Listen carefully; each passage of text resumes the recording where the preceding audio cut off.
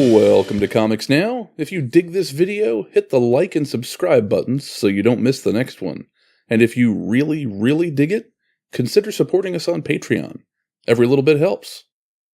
Billy Batson is coming to the big screen in just a few short months, so it's the perfect time for Diamond Select Toys to release their new Shazam Gallery, a sweet interpretation of the modern comics take on the original Captain Marvel.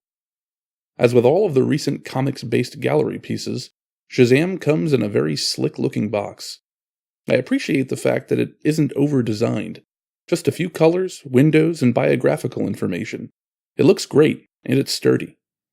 The Captain is 10 inches tall from the base to the top of his head, but you'll need to make sure you have at least 13.5 inches of clearance to fit that lightning bolt.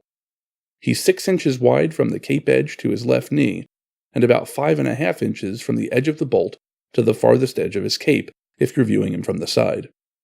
Joe Menna sculpted this handsome statue from a design by Sean Knapp.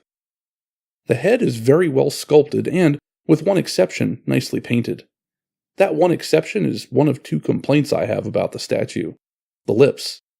They're probably a little too pink, and the application of the paint on the lower lip looks like it may come down a bit further than it needs to, so his lips end up looking a bit odd, particularly from the side.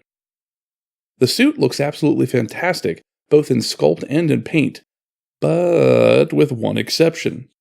What exactly are they doing with that lightning bolt? I guess they're trying to make it look like crackling, surging electricity rather than a solid color light, but the end result isn't very impressive at all, and something solid, even solid white, would have looked better than what they actually did.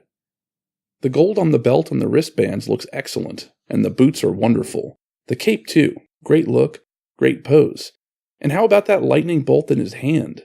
I'm usually wary of them trying to make faux plastic lightning in these gallery statues, and I think they've had mixed results in the past. But this one actually looks great. I can't imagine them doing it any better, and it almost looks as good as similar things that they've attempted in some of their resin statues in the past.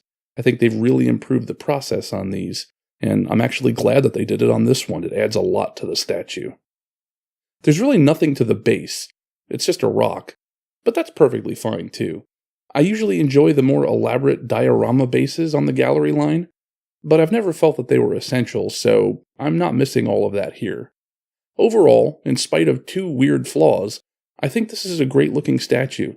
If you're a Shazam fan, or you've been collecting these great new comics-based galleries, you should be delighted to add this one to your collection.